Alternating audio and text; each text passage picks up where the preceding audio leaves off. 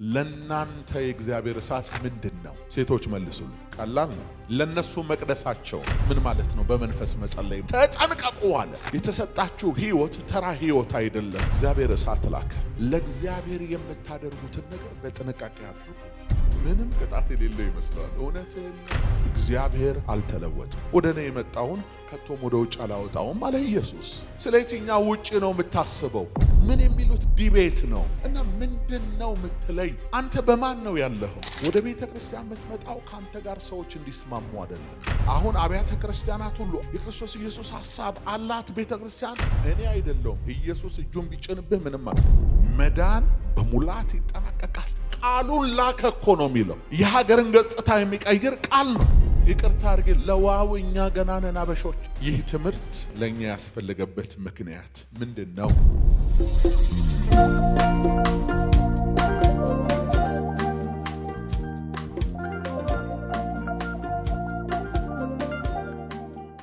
ሃሌሉያ።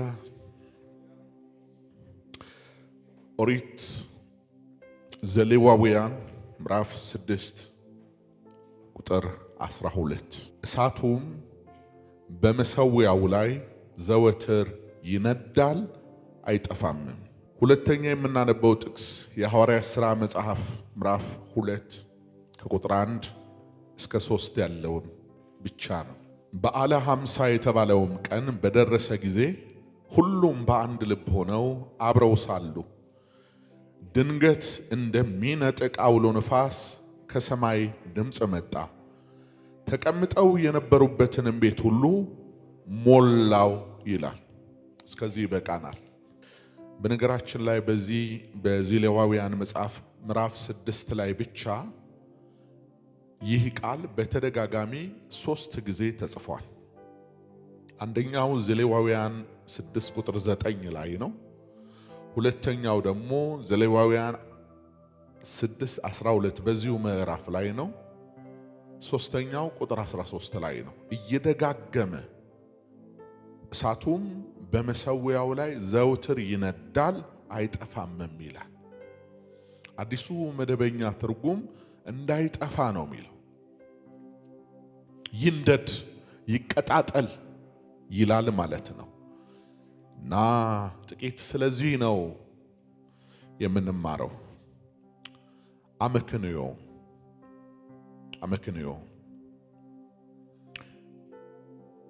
ይህ ትምህርት ዛሬ ለኛ ያስፈልገበት ምክንያት ምንድነው?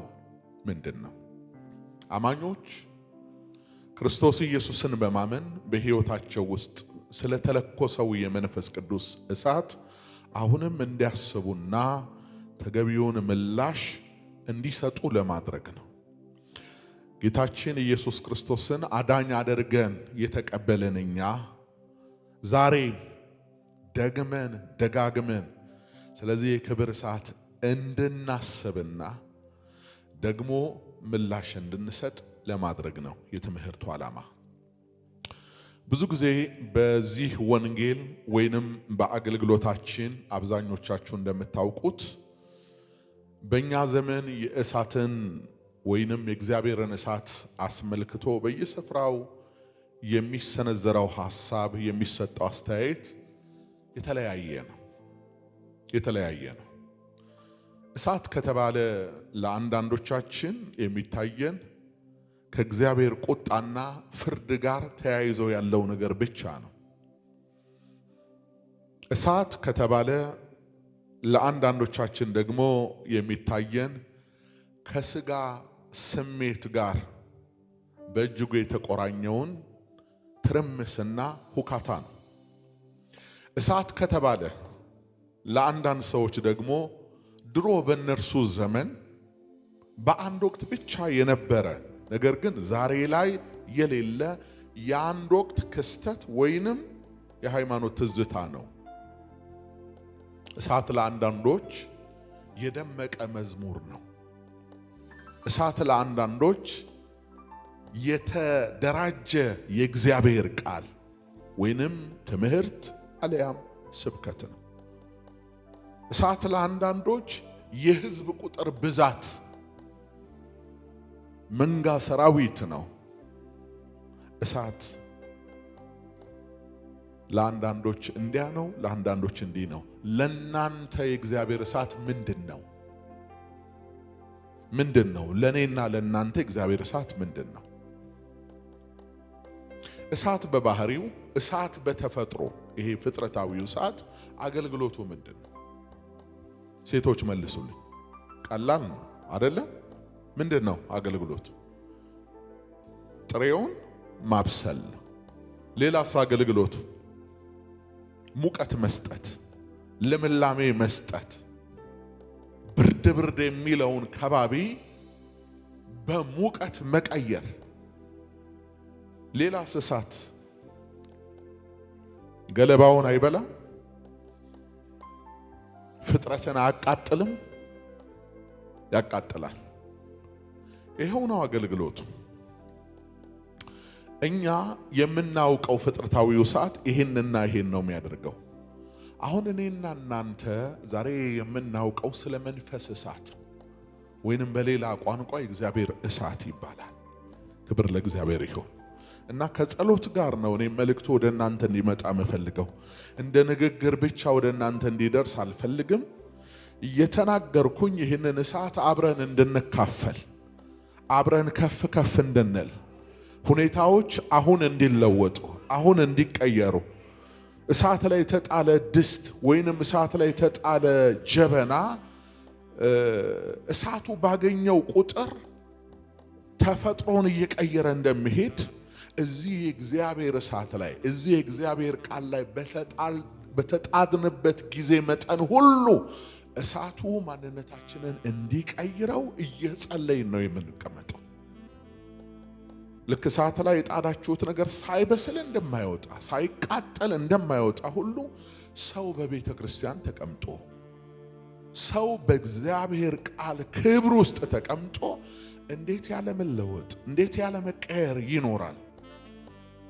ወዳጆቼ ታላቅ አደጋ እኮ ነው። በዘመናችን ባለችው ቤተ ክርስቲያን ላይ ያለው አደጋ ቀላል እንዳይመስላችሁ። ብዙ ሰዎች ሰፊ ጊዜያቸውን የሚያጠፉት በእግዚአብሔር ቤት ውስጥ፣ ሰፊ ዘመናቸውን የሚያጠፉት ከእግዚአብሔር ጋር በተገናኘ ነገር ግን ባለመብሰል፣ ባለመለወጥ፣ ባለመቀየር ጸንተው ያሉ አሉ። ረጅም ዘመን ያስቆጠረ ክርስትና ግን ገና ጥሬ የሆነ ማንነት፣ ያልተለወጠ ማንነት፣ ያልተቀየረ ማንነት፣ በእልህ የተሞላ ጠንካራ ልብ፣ እንኳን ሰው ጌታ የሚፈራው ልብ፣ እልህኛ ልብ እና እሳቱ ያስፈልገናል እያልኳችሁ ነው።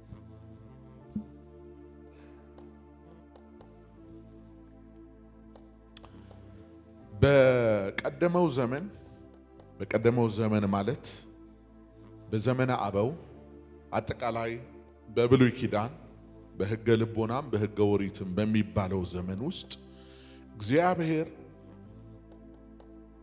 በተለያየ ሁኔታ ራሱን ለእስራኤላውያን ከገለጠባቸው ልዩ ልዩ መንገዶች አንዱ እሳት ነው። እግዚአብሔር ለእስራኤል ራሱን በእሳት አምሳል ገልጦላቸው እንደነበረ መጽሐፍ ይነግረናል። እግዚአብሔር እስራኤላውያንን በእሳት ይጠብቃቸው እንደነበረ መጽሐፉ ይነግረናል። ይሄ ብቻ አይደለም፣ እግዚአብሔር የእስራኤልን ልጆች መስዋዕት በእሳት አማካኝነት ይቀበላቸው እንደነበረ መጽሐፉ ይነግረናል። እግዚአብሔር እስራኤላውያንን በእሳት ይመራቸው እንደነበረ መጽሐፍ ቅዱስ ይነግረናል። እሳትን ከእስራኤል አምልኮ መካከል አውጥቶ እውነተኛውን የእስራኤል ልጆች አምልኮን ማሰብ አይቻልም። በተለይ ሕጉን ከሰጣቸው በኋላ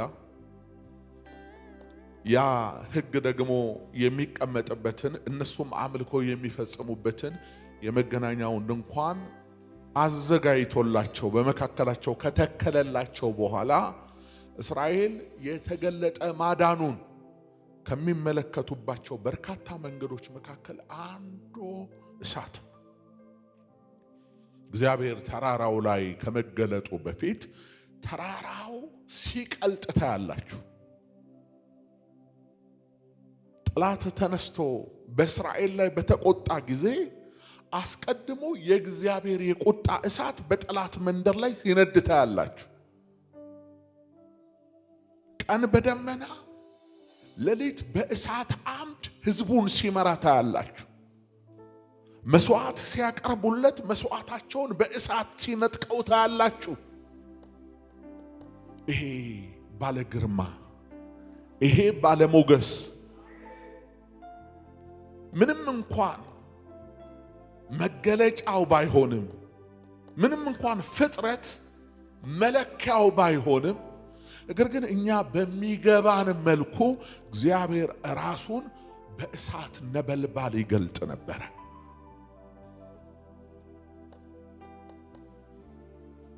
ይሄ ዘሌዋውያን መጽሐፍ ዋና ዓላማው ቅዱስና ልዩ ስለሆነው ስለ ያህዌ ደግሞም ይህ ቅዱስና ልዩ የሆነውን ያህዌን የሚከተሉ ሕዝቦች ሌዋውያን፣ በአጠቃላይ እስራኤላውያን ነገዶቹ በሙሉ እንደርሱ ቅዱሳን እንዲሆኑና ለእግዚአብሔር ብቻ ልዩ እንዲሆኑ የሚመክር መጽሐፍ ነው መጽሐፉ። የሁላችሁ ወዳጆቼ ከመጽሐፉ ባህሪ ራሱ ተነስታችሁ ቅዱሱ እግዚአብሔር እንከን የማይወደው ነቅ የማይወደው እግዚአብሔር ሁኔታዎችን በምን እንደሚያጠራቸው መገመት አይከብዷችሁ።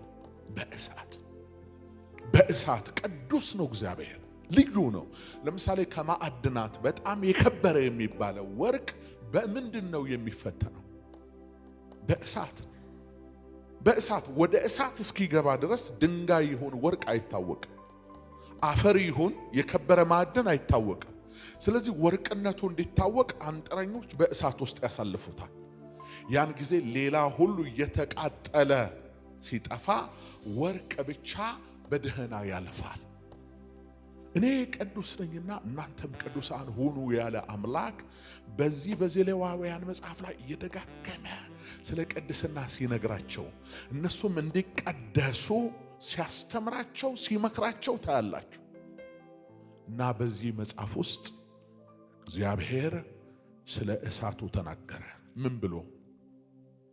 እሳቱም በመሠዊያው ላይ ዘውትር ይነዳል አይጠፋምም አለ። ልክ የመገናኛ ድንኳን አለ። በነገራችን ላይ የመገናኛው ድንኳን የሚወክለው የእግዚአብሔርን ፕሬዘንስ የእግዚአብሔርን መገኘት ነው፣ ለነሱ ማለት ነው። ድንኳኑ አለ ማለት የማደሪያው ድንኳን አለ ማለት እግዚአብሔር አለ ማለት ነው። ለነሱ መቅደሳቸውን ለነሱ እግዚአብሔር ከነሱ ጋር የመሆኑ ምልክት ነው።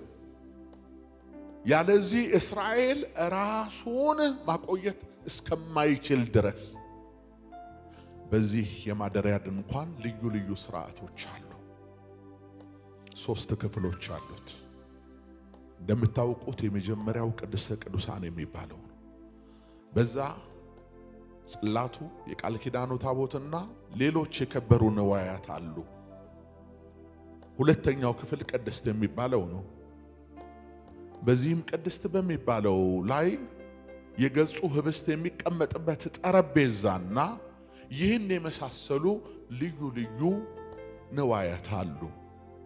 ሶስተኛው ክፍል የሚባለው ደግሞ አደባባይ ነው። በአደባባዩ ላይ ከነሐስ መሠዊያው ጀምሮ ሌሎችም የተቀደሱ ንዋያት ይቀመጡበታል። በእያንዳንዱ ክፍል ያለው አገልግሎት ልዩ ልዩ ነው። በእያንዳንዱም ክፍል የሚቀመጡት ነዋያት፣ ሀብታት፣ ዕቃዎች አገልግሎታቸው ልዩ ልዩ ነው። አሁን እግዚአብሔር በዚህ የመገናኛ ድንኳን ውስጥ ብርሃን እንዲሰጡ ያዘዛቸው ነዋያት አሉ። አንደኛው መቅረዝ ነው። ይሄ የሚቀመጠው ቅድስት ላይ ነው። የተሰራውም ከወርቅ ነው። በነገራችን ላይ በመገናኛው ድንኳን የነበሩ ዕቃዎች በሙሉ በአብዛኛው ከከበሩ ማዕድናት ከወርቅ፣ ከብር፣ ከነሐስ የተሰሩ ናቸው። የሚበልጡት ግን በወርቅ ነው የተሰሩት። ስለዚህ በቅድስቱ ላይ ያለው መቅረዝ የወርቅ መሰዊያ ይባላል። በሱም የሚሰዋበት ጥሩ ዕጣን ነው። ያም የቅዱሳንን ጸሎት ሁሉ ይናገራል። አገልግሎቱም የሚሰጠው በዚህ መሰዊያ ላይ በየዕለቱ ነው። ምልጃ አይቋረጥም፣ ጸሎት አይቋረጥም፣ አምልኮ አይቋረጥም። ይሄ ይደረጋል። በመቅረዙ ላይ መብራት እንዲበራ እግዚአብሔር ፈቅዷል። በዕጣን መሰዊያው ላይም ዕጣን እንዲጨስ እግዚአብሔር ፈቅዷል። በወርቅ መሰዊያው ላይ ዕጣን፣ በወርቅ መቅረዞቹ ላይ ደግሞ መብራት ይበራል። ስለዚህ እግዚአብሔር ሙሴን እስራኤልንም እንደዚህ አለው፣ ይህ መብራት እንዳይጠፋ ተጠንቀቁ አላቸው። እንዳይጠፋ አላቸው፣ መብራቱ እንዳይጠፋ። ምክንያቱም መብራቱ ሊመጣ ላለው ነገር ጥላ ነው።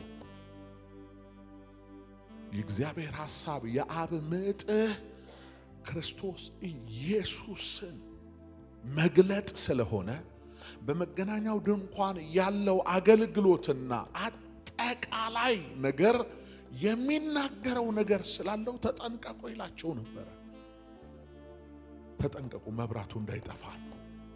የዓለም ብርሃን ሆኖ ወደ ዓለም የሚመጣው እውነተኛው ብርሃን የክርስቶስ ማሳያ ስለነበረ ስለዚህ መብራት ተጠንቀቁ ይለዋል።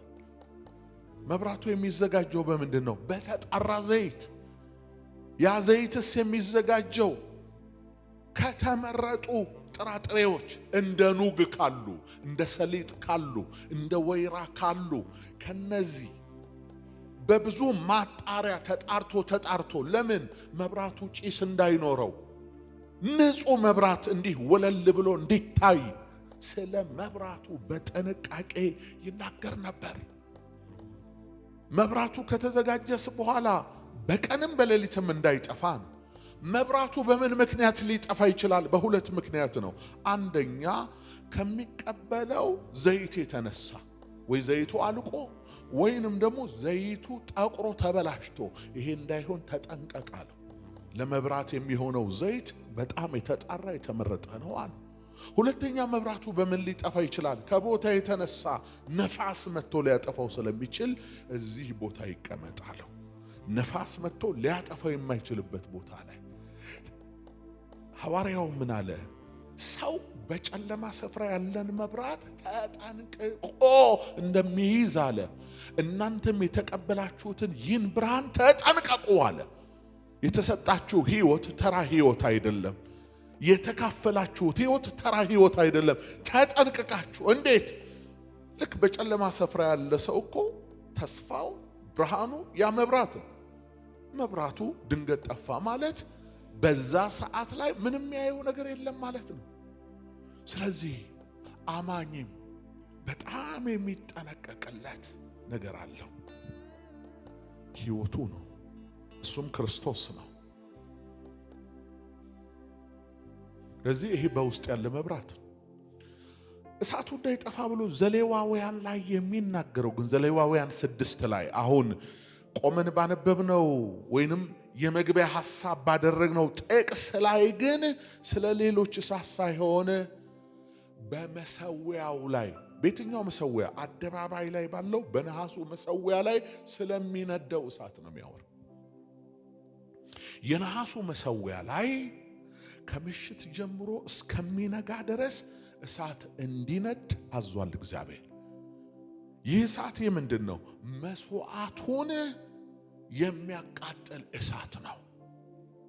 መስዋዕት የሚቃጠልበት እሳት አሮንና ልጆቹ ያለ መታከት ያለ ቸልተኝነት የሚያነዱት እሳት ነው። ይህ እግዚአብሔር በብሉይ ኪዳን ዘመን ለሕዝቡ የሰጠው ልዩ ሥርዓት ነው። መሰዊያ አለ አደባባይ ላይ የነሐስ መሰዊያ። ይህ አደባባይ ላይ የተዘረጋው መሰዊያ የሚያሳየን ወገኖቼ በአደባባይ የተሰቀለልን ተደብቆ አይደለም የተሰቀለው ኢየሱስ የሆነ ስፍራ አይደለም ሁሉ ሊያየው በሚችልበት ስፍራ በአደባባይ የተሰዋውን እሱን ነው የሚያሳየው እና ያ የነሐስ መሰዊያ ላይ እያመጡ እንስሳትን ይሰዋሉ ያቃጥላሉ በጎች ፍየሎች ኮርማዎች በዚያ ይሰው ነበር ስለዚህ ኃጢአት በየዕለቱ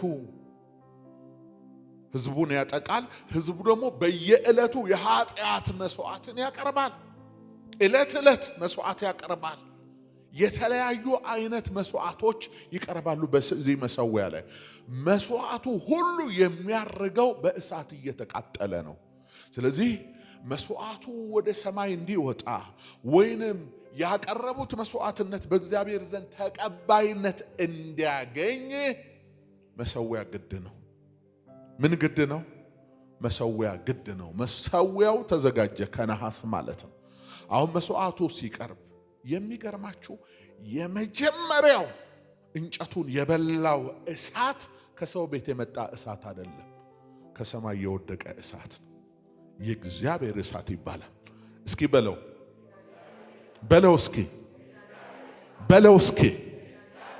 እስኪ ገባ ድረስ ተናገረው ምን እያልክ ነው በለው እስኪ እንደ ቀደሙ እጃችሁን አንስታችሁ እግዚአብሔር ይባረክ እንደምትሉት ሰውነታችሁ ቃላችሁን ሴንስ እስኪያደርገው ድረስ የእግዚአብሔር እሳት በልስ ለውስጠኛው መንፈስህ ተናገር የእግዚአብሔር እሳት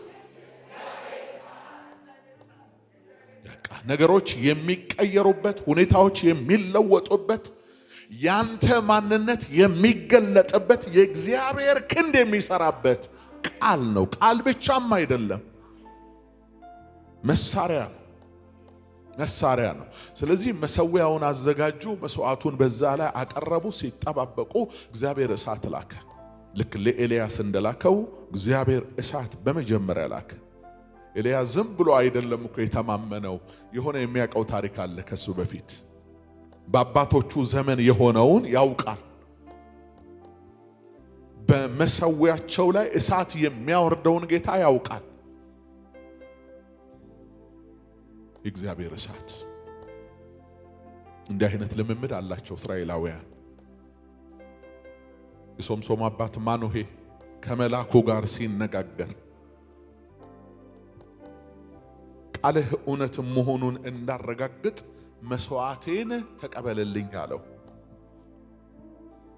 እኔ አልቀበልልህም መስዋዕትን ለእግዚአብሔር አቅርብ አለው እዛ መስዋዕት አቀረበ መስዋዕቱን በዘንጉ ነካው ይላል እዛ በእግዚአብሔር ፊት ወደ ላይ ወጣ ይላል ስለዚህ መስዋዕታቸውን በእሳት እግዚአብሔር እንደሚቀበልላቸው ያምናሉ የመጀመሪያው ግን ይሄ ነው የመገናኛው ድንኳን ከተሰራ በኋላ የቃል ኪዳኑ ታቦት ለእስራኤል ከተሰጠ በኋላ ሕግ ከተሰጣቸው በኋላ እስራኤል እንደ ሕዝብ በትክክል እግዚአብሔርን ማምለክ ከጀመሩበት ሰዓት ጀምሮ ነው የአባቶቻቸውን ዘመን ትቼ ማለት ነው ይሄኛው ዘመን እያንዳንዷን ነገር ሲሰሩ በጥንቃቄ እንዲሰሩ እግዚአብሔር አዟቸዋል ምክንያቱም ያ ዘመን እንደ ጥላ ነው ያ ዘመን እንደ ምሳሌ ነው ማሳያ አለው ሊመጣ ያለ አካል አለ ሊገለጥ ያለ ዘመን አለ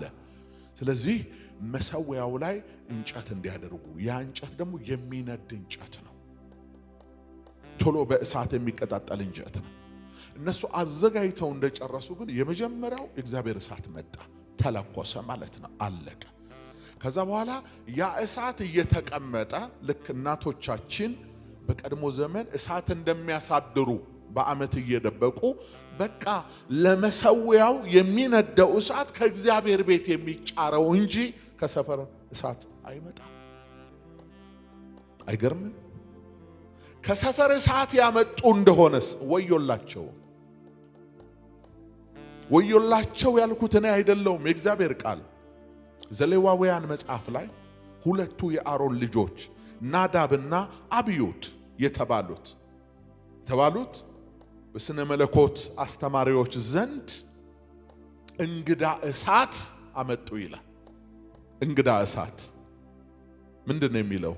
ዘሌዋውያን 11 የአሮንም ልጆች ናዳብና አብዩድ በየራሳቸው ጥናውን ወስደው እሳት አደረጉበት፣ በላዩም ዕጣን አኖሩበት፣ በእግዚአብሔርም ፊት እርሱ ያላዘዛቸውን ሌላ እሳት አቀረቡ ይላል። ተመልከቱ፣ ይሄ እግዚአብሔር እሳት ነው። እነሱ ያቀረቡት ሌላ እሳት ነው አቀረቡ።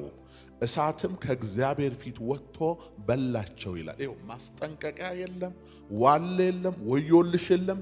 መጀመሪያ ተራራው ላይ ሙሴን አውጥቶ እግዚአብሔር ሲናገረው እንዳሳየሁ አርገህ ስራ ተጠንቀቅ ይለው ነበር በየመሃሉ። ሙሴም በጥንቃቄ ነው ወርዶ ሕጉን ለሚፈጽሙት የነገራቸው። ሳይጠነቀቁ ቸልተኛ ሆነው አንድ እርምጃ ቢያልፉ እንዲህ አይነት ቅጣት ይጠብቃቸዋል። የአሮን ልጆች ናቸው ናዳብና አብዩድ።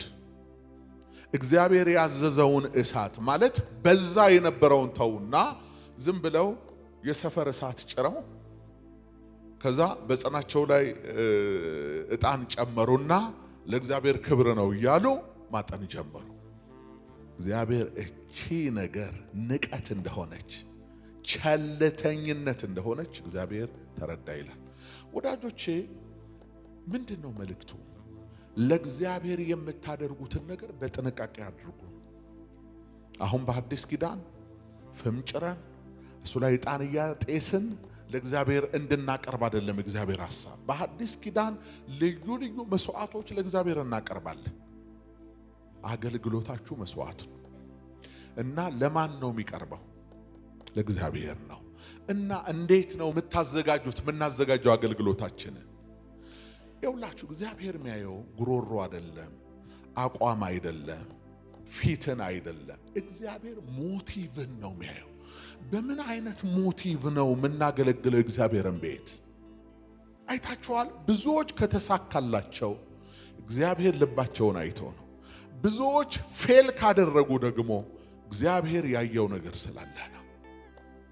ከልብ ጋር ነው ነገሩ የሚገናኘው። በብሉይ ኪዳን ዘመንስ አካላዊ ነው ሁሉ ነገር። ትታጠባለህ ካለ ትታጠባለህ፣ ቀይር ልብስን ካለ ትቀይራለህ፣ ተቀደስ ካለ ትቀደሳለህ። ካልሆነስ ይኸው እሳት ወጣና እሳቱን ለናቆት ወይንም እሳቱ ሌላ ትርጉም እንዳለው አድርገው ለማስተማር ለሌሎች ክፉ ምሳሌ በሆኑት ላይ እግዚአብሔር እሳት አወጣና በላቸው። ሊቀ ካህኑ እኮ አሮን አባታቸው የዋናው ሰው ልጆች ናቸው። እንደው ይሄን ነገር ባደርገው ከሱ ጋር እቀያየማለሁ እሱም ደግሞ አገልግሎቱን ያቆማል አላለም እግዚአብሔር። እግዚአብሔር በነገራችን ላይ ፍትህ ርትህ ያለው አምላክ ነው። አንዳንድ ሰው ቸር ነው ሲባል፣ መሐሪ ነው ሲባል፣ ይቅር ባይ ነው ሲባል ዝም ብሎ ለኛ ኤክስኪዩዝ እያደረገ ሚምረን ነው የሚመስለው። አይደለም። የኃጢአት ደሞዝ ሞት ነው ከተባለ ሞት ይከፈላል። ሞት ደግሞ በምን አይነት መንገድ ነው የሚከፈለው ከተባለ ዲቴል አለው። ደም ሳይፈስ ሬት የለም። ስለዚህ እነዚህ ፕሮሲጀሮች ሳይሟሉ እግዚአብሔር እኛን ሊምር የሚችልበት ምንም አይነት መንገድ የለም። ኃጢአት አታድርጓል። የኃጢአት ደሞዝ ሞት ነው ካለ ኃጢአት ቢያደርጋ አንድ ሰው የሚጠብቀው ምንድን ነው? ሞት ነው ማለት ነው። የማረንም የራራልንም በዚህ መንገድ ነው። አንድ ልጁን ሰውቶ ነው። ስለኛ የሞተ አለ፣ ስለኛ የተሰዋ አለ ማለት ነው። የሚያስከፍለው ካልተከፈለ እኛም ነፃ አንወጣም። እሱም ዳኛነቱ ዳኛ ሆኖ አይቀጥልም። ስለዚህ እግዚአብሔር ፈራጅ ነው። እስቲ እግዚአብሔር ፈራጅ ነው የሚል እግዚአብሔር ፈራጅ ነው ሲባል ደግሞ አንዳንድ ሰው በብሉይ ኪዳን ዘመን ብቻ ይመስል እኔ ከማላምነው ነገር ማመን ፈርዘር ሄደ ነው። በጭራሽ መስማት ከማልፈልገው ነገር መካከል እግዚአብሔር በአዲስ ኪዳን አይፈርድም የሚለውን ነገር ይሄ ያለማወቅና የሰነፍ ሐሳብ ነው። ይሄ የጠላት አሰራር ነው። ምን ታስቦ ነው አይፈርድም የሚባለው? ድሆች እየተጠቁ በነፃነት አጥቂዎች እንዲኖሩ፣ ድሃ አደጉ እየተጠቃ አጥቂዎች በነፃነት እንዲኖሩ ሰው ግፍ እየሰራ አመጽ እየሰራ ያለ ጠያቂ የሐዲስ ኪዳን ዘመን ነው የጸጋ ዘመን ነው ያለ እንዲኖር በሐዲስ ኪዳን እኮ ነው አትሳቱ እግዚአብሔር አይዘበትበትም ሰው የዘራውን ያንኑ መልሶ ያጨዳል ያለው በሐዲስ ኪዳን አይደል ጳውሎስ አይደለም ይሄን የተናገረው ያንኑ መልሶ ያጭዳል እና ግፍ የሚሰራ ያጭዳል ንስሐ ብንገባ እንኳን በእግዚአብሔር ዘንድ ምህረት እናገኛለን እንጂ መጠነኛ ቅጣት አለ አሁን ንስሐ ከገባ አንድ ሰው ምንም ቅጣት የሌለው ይመስላል እውነትህን ነው ይሄ የብልጦች ቴዎሎጂ ነው እንደዛማ ከሆነ ቆይ በደንብ አርጌ ልጨርግደውና ዘርፌ ጴንጤ ሆናለሁ ሚል ሰው እኮ ብዙ ሰው አለ እውነትህን ነው ዘላለምህ ተረጋግጦልሃል እግዚአብሔር በልጁ አድኖሃል እቺ የዘረፍካትን ገንዘብ ግን ትተፋል ሃሌሉያ እያልክ ነው የሚያስተፋ ደግሞ ደግነቱ እዚሁ እየተንከባለልክ ያስተፋል ትፋ እንጂ አንዳንዱ ይሄ ልክ ወንብድና ከፈጸመ በኋላ ሰው ከሀገሩ ወጥቶ የሆነ ቦታ አሳይለም እንደሚጠይቀው አይደል በቃ አልገኝም እዛ ነኝ ያለሁት ይላል እዚህ እንደዛ አይነት ነገር የለም እግዚአብሔር ኃጢአትን ይጠላል እግዚአብሔር ኃጢአትን ይቀጣል እግዚአብሔር ኃጢአትን ይቃወማል ስለዚህ በስጋ የተሰራውን በስጋ ታጭዳለህ ስለዚህ ምን ይሻለኛል ጠንቀቅ ብለህ ኑር ነው ለስጋ ጠንቀቅ ብለህ ኑር እዛም አትነካካ ነው መልእክቱ አለቀ ካቀሜ በላይ እስከሆነ የመጀመሪያው የእግዚአብሔር ቃል መልእክት ምን ልጆች ኃጢአትን እንዳታደርጉ ጽፍላችኋለሁ አይደል የመጀመሪያው መልእክት አታደርጉ ነው ግን ሰው ነህና ካቀምህ በላይ በሆነ መንገድ ኃጢአት ብትሰራስ ይረሸና ይልህ መጽሐፍ ጠበቃ ደግሞ አለን ይላል የሚራራልን ሊቀ ካህናት አለን ይላል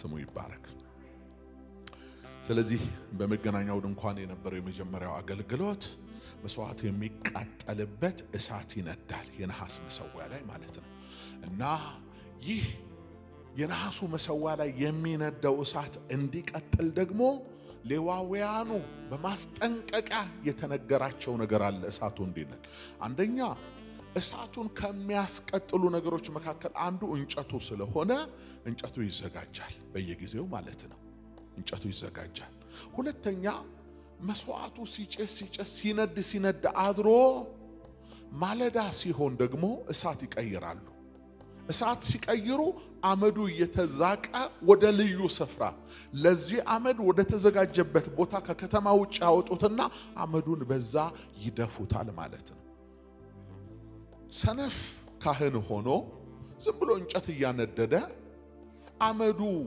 መሰዊያውን ወይንም ምድጃውን እየሞላ እሳቱ እንደሚገባው ባይነድ ቅጣት አለበት ካህኑ ስለዚህ ካህኑ ስራ ምንድነው እሳቱን በየጊዜው ማንደድ የካህኑ ስራ ምንድነው የእሳቱን መንደድ የሚከላከለውን ማንኛውንም ነገር ማስወገድ አመዱን ማስወገድ እርጥበት ምናምን ካለ እሱን ማስወገድ በጊዜው የነበረ የነርሱ ድርሻ ነው እሳቱ ለሊቱን ሙሉ ነው እንዲነድ እግዚአብሔር የፈለገው በቃ አይጠፋም በጨለማው ላይ ይበራል አይጠፋም ተብሏል አይደል ወደ ሐዲስ ኪዳን መጽሐፍ ስትመጡ ዮሐንስ ላይ ምን ብርሃን በጨለማ ላይ ያበራል ጨለማ ምን አላለው አላሸነፈው ስለዚህ ያ እሳት የሚናገረው ነገር አለ በጨለማ አይሸነፍም እንዳይሸነፍ ደግሞ አመድ ማራገፍ እርጥበት ማራገፍ መጠበቅ ለምን ሊመጣ ላለው ብርሃን የሱ ማሳያ ስለሆነ ማለት ነው ይሄ በብሉይ ኪዳን ነው ይሄ በነገራችን ላይ ምንም እንኳን ምሳሌው መንፈሳዊ ምሳሌ ቢሆንም ነገሩ እንደ ጥላ ሆኖ ሊመጣ ያለውን አካል ማሳያ ቢሆንም ግን በሕጉ ዘመን የሚነደው እሳት ፍጥረታዊ እሳት ነው መሰዊያውም ከነሐስ የተዘጋጀ ነው መስዋዕት አቅራቢዎቹ ካህናቱም ራሱ ሰዎች ናቸው፣ ኃጢአተኞች ናቸው። በሐዲስ ኪዳን መሰዊያውም መስዋዕቱም እሳቱም ሙሉ ለሙሉ ተቀይሯል። ክብር ለእግዚአብሔር ይሁን። ያ ስጋህን የሚበላ እሳት አሁን በዚያ አይነድም። ያ እንዲህ አይነት ቴክኒካል የሆኑ ረቂቅ የሆኑ መተላለፎችን ስትተላለፍ ወዲያው ምልክት አታይም፣ ጠባ አያደርግህም ማለት ነው። ለምንድነው? የተቀየረ ነገር አለ፣ የተለወጠ አለ። ልብ በሉ፣ የተለወጠው መስዋዕቱ ነው፣ የተለወጠው መሰዊያው ነው፣ የተለወጠው ፍጥረታዊው እሳት ነው እንጂ እግዚአብሔር አልተለወጠም። እስቲ እግዚአብሔር አይለወጥም በሉ። በቃ እግዚአብሔር አይለወጥም። ኢየሱስ ክርስቶስ ትላንትናም ዛሬም እስከ ለዘላለም ምንድነው? ያው ነው፣ አይለወጥም። ያው ከሆነ እግዚአብሔር የብሉይ ኪዳኑ ዘመን እግዚአብሔር ነው፣ የሐዲስ ኪዳኑም ዘመን እግዚአብሔር፣ ሊመጣ ያለው እግዚአብሔር ነው፣ የአሁኑም ዘመን እግዚአብሔር አይለወጥም። ግን ኪዳን ተቀይሯል።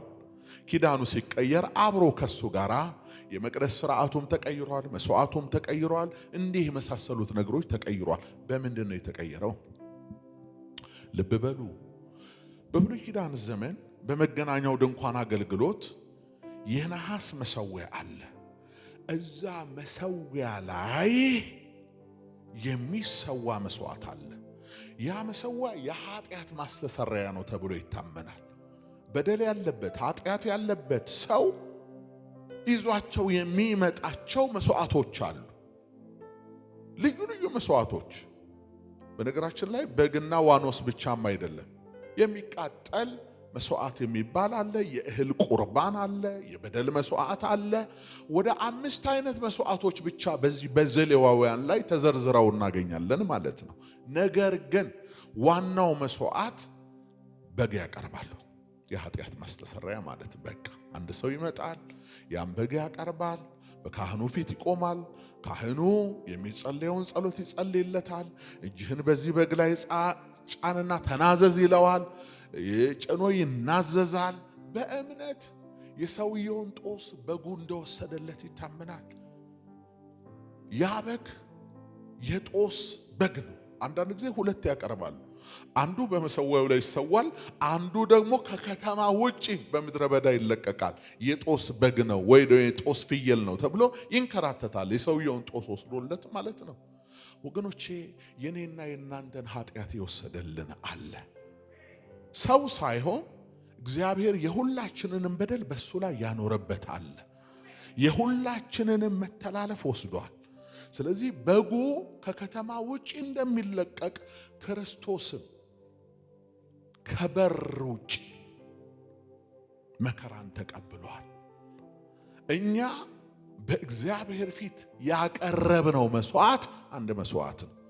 እሱም የፋሲካችን በግ የተባለው የዓለምን ኃጢአት የሚያስወግደው የእግዚአብሔር በግ የተባለው ክርስቶስ ነው። ክርስቶስ መስዋዕታችን። ሌላ መስዋዕት አሁን እናቀርባለን። ሌላ ምን ሰዋው ነገር አለ? ስለ ኃጢአት ማስተሰሪያ፣ ስለ ኃጢአት ነው ያልኳችሁ። መስዋዕት ቀርቷል እያልኳችሁ ሳይሆን ስለ ኃጢአት፣ ስለ ዘላለም ሕይወት አንድ መስዋዕት ነው፣ እሱም ክርስቶስ።